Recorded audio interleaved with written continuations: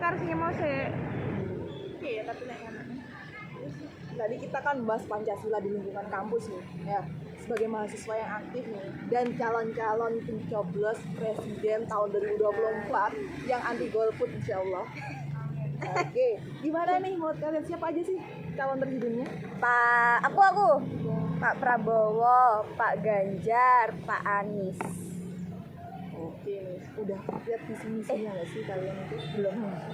Aku cuma lihat yang nggak tahu itu kayak cuma slogan atau apa kayak itu yang Pak Prabowo bilang makan gratis. Anjir. yang dan gratisan. gaji guru 30 juta itu gaji mahasiswa.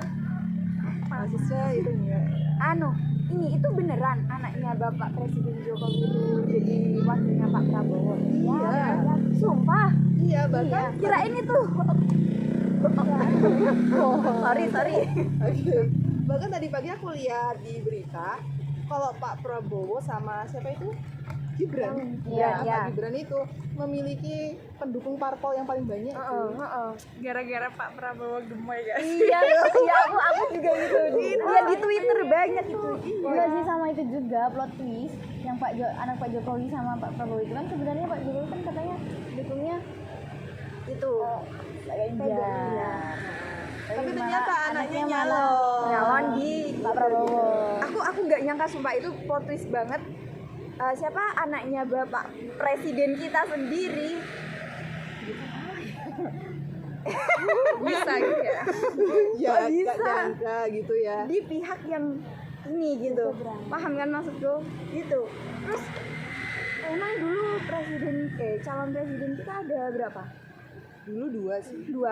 Pak Jokowi sama Pak Prabowo. Sekarang aku sedang tidak. Ya mampu.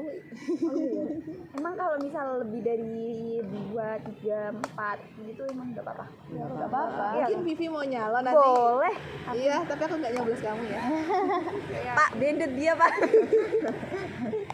Ayo, terus apa lagi ya? Yang ini yang plot twist itu yang partai PSI ternyata katanya itu punyanya Pak Jokowi. Nah itu bener apa enggak? Aku kurang tahu. Aku Kita tuh pemuda-pemuda yang kurang terbuka dengan politik sebenarnya ya. Tapi kita ngikutin gitu loh, kayak ada berita yang cuman viral-viralnya doang kita Kayak di ikutin. TikTok lewat gitu mungkin kita ya sekedar nonton tapi kita nggak mendalami gitu loh. Padahal sebenarnya politik juga penting untuk dimengerti juga biar kita tahu. Ya paling kita mahasiswa. Ngomong-ngomong soal mahasiswa dan pilpres nih, aku sering lihat berita seliweran kalau para calon-calon presiden itu mendekati para mahasiswa dengan saya dekat datang ke kampus, saling sharing kayak gitu. Iya. Itu menurut aku kayak sadar gitu, mahasiswa itu bukan yang paling muda gitu ya. Itu kayak Tapi kita itu lebih yang apa ya dipandangnya itu loh. Kita udah mahasiswa. Peran paling penting Iya, di kan zaman calon-calon sekarang ini. generasi. Apalagi kita Gen Z. Pasti kayak yang paling cocok jadi sasaran untuk pendukungnya mereka gitu. Makanya mereka datang ke sini gitu. Ke sasarannya itu ya para mahasiswa itu tadi. Kenapa sih nggak didatangi? mungkin belum berencana. Kayak UNED Telepon dah.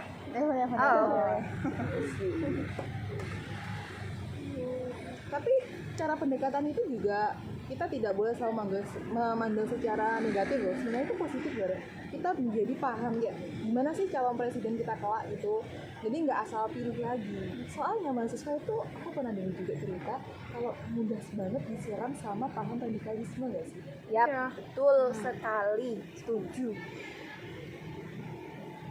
Paham radikalisme itu bawa ke arah teroris nggak sih menurut kamu? ya kayak apa ya condong ke suatu ideologi gitu. Kayak terlalu keras gitu. Gimana ya? Kayak agama iya. Nah, itu kan keras. Nanti dia bisa jadi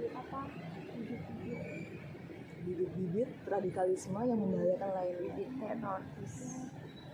kayak teroris itu memiliki pandangan lain gitu ya kan dari yang kita pikirkan. Ada aja gitu kayak unsur-unsur yang bikin kita jadi gitu. Dan anehnya para mahasiswa mudah banget diserang sama kayak Kita nih gitu. Gen Z tapi kita pinter, kita canggih, tapi kita juga Mudah terserang Iya. gitu. Kurang berpedoman itu tadi. apalagi di era modern. Era modern saat ini di mana AI sudah sangat berkemajuan, pengetahuan internet juga sudah disebar di mana-mana.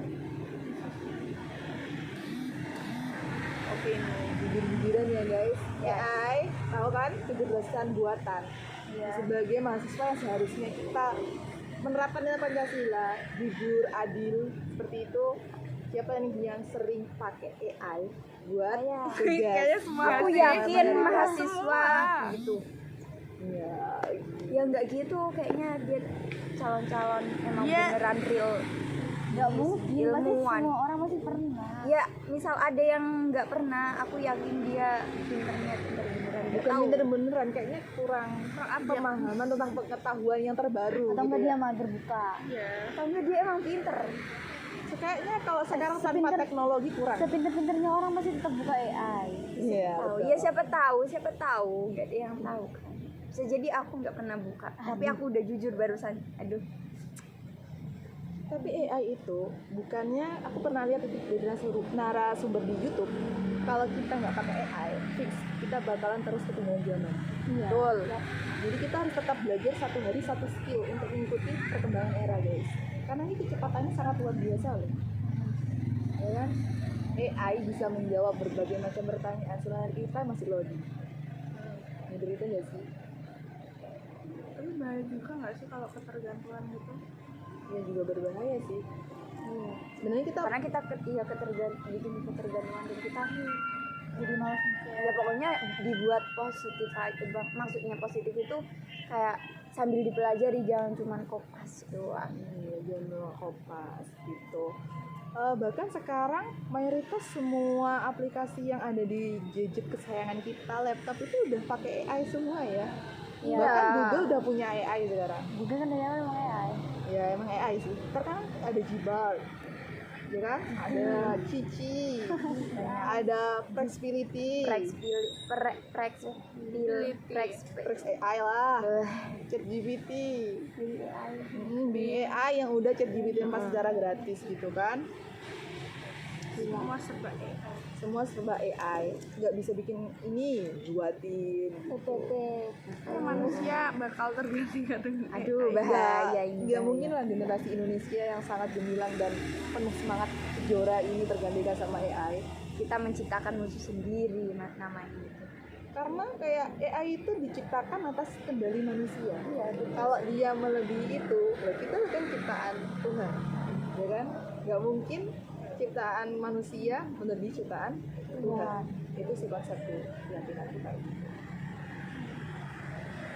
Kayak AI itu bisa diterapin ke jurusan kita nggak sih, Re?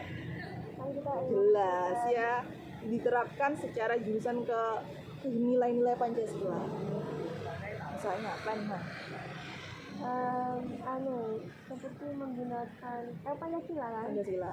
Ya ini seperti menggunakan internet untuk menyebarkan